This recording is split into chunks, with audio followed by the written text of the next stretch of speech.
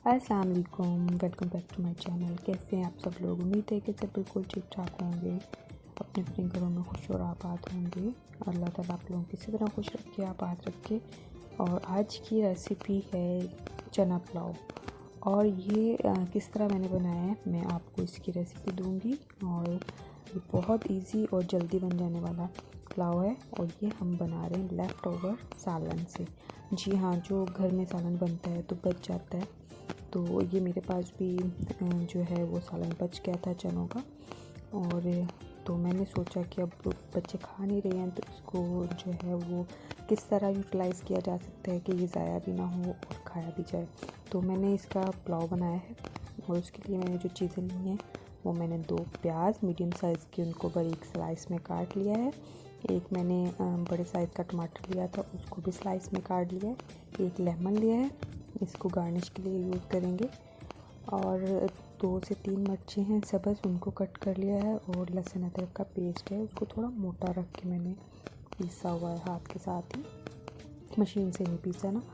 तो ये चीज़ें हैं, तो ये हमारा सालन है। तो ये बहुत अच्छा मज़े का बनता है और बच्चे भी खा लेते हैं, उनको यकीन जाने बिल्कुल पता नहीं चलता है कि लेफ़्ट ओवर सालन से बनाया है कि वैसे बनाया है। तो सबसे पहले पैन रख लेते हैं और उसके अंदर डाल लेते हैं तकरीबन आधा कप ऑयल। और ऑयल आपने इस तरह डालना है कि थोड़ा अपना सालन का भी हिसाब रखना है कि उसके अंदर भी थोड़ा सा ऑयल है, तो इसलिए थोड़ा कम ही डालिएगा।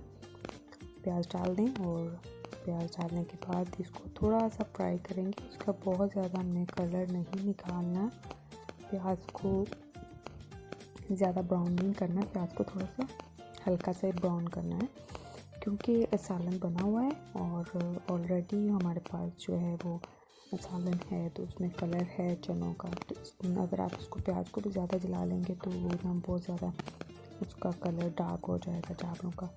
बस इसी तरह के इसको रखना है। और प्याज हो गया है, अब इसके अंदर मैं ये बाकी मसाले भी डाल रही हूँ, टमाटर, सब्ज़ मिर्च और लहसुन अदरक का पेस्ट। इसको 2 से 3 मिनट फ्राई करें ऑयल में प्याज के साथ। और इसके अंदर अब हम डाल देंगे अपने ड्राई मसाले जो थे वो। इसके अंदर आधा चम्मच मैंने डाला है कुटी हुई लाल मिर्च, ज़्यादा मिर्च भी नहीं डालनी क्योंकि सालन में पहले भी मिर्च है। नमक भी इसी हिसाब से डालना है आपने।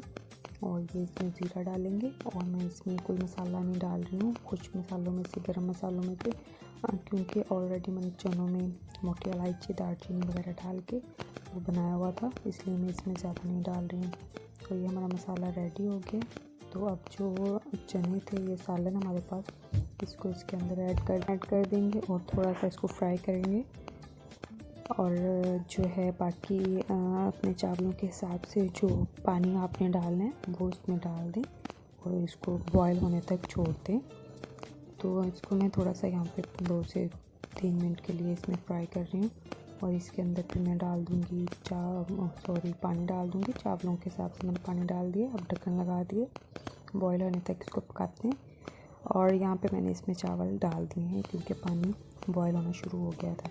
और जब आप चावल डाल देना, थोड़े से आध गले चावल हो जाएं तो उनको चेक करके अपना नमक वगैरह दोबारा डाल लीजिएगा। और यहाँ पे दम देने वाले हो गए हैं, और मैंने यहाँ पे दम रख दिया था। और ये देखिए माशाल्लाह से कितना अच्छा पुलाव बना है। और ये बच्चे बिल्कुल भी जो है वो जान पाएंगे कि ये जो चावल चने बचे हुए थे उनका बना है। और मेरे बच्चों को भी बिल्कुल नहीं पता चला था, वैसे सालन नहीं खा रहे थे तो इस तरह उन्होंने चावल खा लिए थे। और ये देखें, और ये चावल बन गए हैं हमारे, चना पुलाव बन गया। और अब इसको सर्विंग डिश में निकालते हैं। और ये देखिए कितना अच्छा मज़े का लग रहा है। आप लोग भी, अगर आपके पास भी कोई भी सालन बच जाता है तो उसको जो है बेहतरीन हल उसका ये है कि आप उसको राइस में डाल लें, क्योंकि चावलों में सब कुछ चल जाता है, खाया जाता है। तो ये थी मेरी छोटी सी वीडियो। नेक्स्ट वीडियो तक के लिए इजाज़त दें। अल्लाह हाफिज़।